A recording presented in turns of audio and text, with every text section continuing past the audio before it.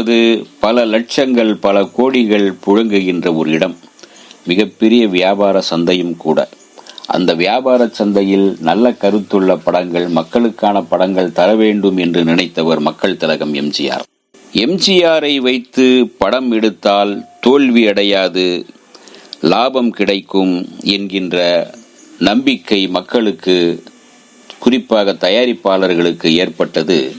எம்ஜிஆரை வைத்து படம் எடுத்தால் படம் தோல்வி அடையாது, லாபம் கிடைப்பது நிச்சயம் என்ற எண்ணத்தை பட அதிபர்களிடையே மதுரை வீரன் திரைப்படம் ஏற்படுத்தியது. அதனால் அவரை வைத்து படம் எடுக்க பட அதிபர்கள் போட்டி போட்டார்கள். கால்ஷீட் வாங்க எம்ஜிஆர் வீட்டு முன்பு பெரும் கூட்டமே திரண்டது. நல்ல கதை, நல்ல தயாரிப்பாளர், போதிய பணவசதி இவற்றையெல்லாம் சீர்தூக்கி பார்த்துத்தான் படங்களை எம்ஜிஆர் ஒப்புக்கொண்டார். மலைக்கல்லன் அவரை சூப்பர் ஸ்டார் ஆக்கியது, மதுரை வீரன் அவரை வசூல் சக்கரவர்த்தி ஆக்கியது.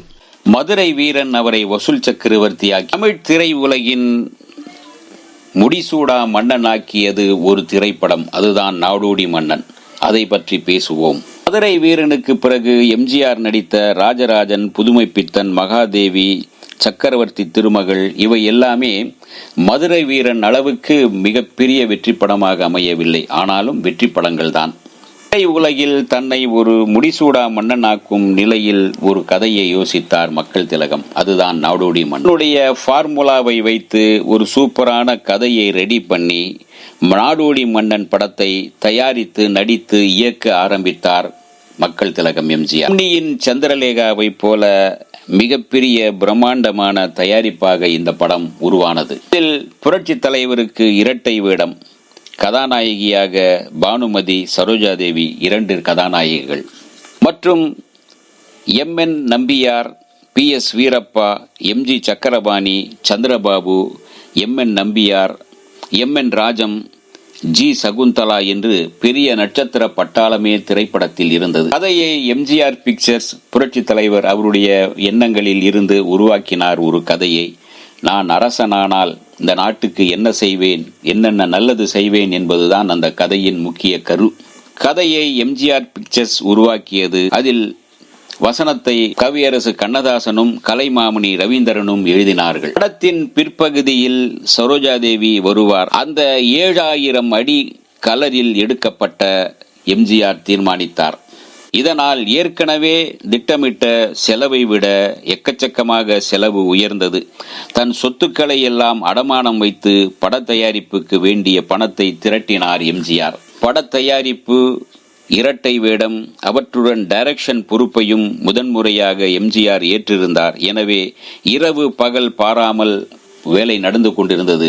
பரபரப்பாக வேலை செய்து கொண்டிருந்தார். தன் சொத்துக்களை எல்லாம் முதலீடு செய்து எம்ஜிஆர் அந்த படத்தை எடுத்ததால் அவருடைய நண்பர்கள், உறவினர்கள், குடும்பத்தார் மிகவும் கவலையடைந்தார்கள். இது குறித்து எம்ஜிஆரிடம் நிருபர்கள் கேட்டபோது, படம் வெற்றி பெற்றால் நான் மன்னன், தோல்வியடைந்தால் நாடோடி என்று சிரித்துக் கொண்டே பதிலளித்தார் மக்கள் திலகம். அதே சமயத்தில் என்னுடைய ரசிகர்கள் என்னை கைவிட மாட்டார்கள் என்பது எனக்கு தெரியும் என்று சொன்னார் மக்கள் திலகம். நாடோடி மன்னன் திரைப்படத்தை ஏறக்குறைய 19,830 அடி நீளம் உள்ள நாடோடி மன்னன் திரைப்படம் 22/8/1958 வெளியாயிற்று. திரையிடப்பட்ட இடங்களிலெல்லாம் காலையிலே ரசிகர்கள் கியூவில் நின்று படத்தை பார்த்து ரசிக்க வந்தனர். Nadodi Mannan super duper hit, மிகப்பெரிய வெற்றி பெற்றது. முதல் நாள் முதல் காட்சியிலே தெரிந்துவிட்டது. இரட்டை வேடங்களில் எம்ஜிஆர் சிறப்பாக நடித்திருந்தார். இரட்டை வேட காட்சிகளை ஒளிப்பதிவாளர் ஜி.கே. ராமு அருமையாக படமாக்கியிருந்தார். பாடல்களை பட்டுக்கோட்டை கல்யாண சுந்தரம், சுரதா மிக சிறப்பாக எழுதி பாடல்களின் மூலமும் ஒரு உற்சாகத்தை ஏற்படுத்தியிருந்தனர். இசையை எம்.எஸ். சுப்பைய நாயுடு அமைத்திருந்தார். தூங்காதே தம்பி தூங்காதே, சம்மதமா, நான் உங்கள் கூட வர சம்மதமா முதலான பாடல்கள் மூளை முடுக்கெல்லாம் பட்டி தொட்டி எல்லாம் ஒலிக்க தொடங்கியது. சும்மா கிடந்த நிலத்தை கொத்தி என்ற விவசாயிகளின் வேதனையை வாழ்க்கை சொல்லும் அந்த பாடலும் அந்த விவசாயிகள் மத்தியில் பெரும் பரபரப்பையும் சுறுசுறுப்பையும் ரசிக்கவும் வைத்தது. அதே சமயத்தில் அந்த பாடலில் சொன்னார், நாளை போட போறன் சட்டம், பொதுவில் நன்மை புரிந்திடும் திட்டம் என்று.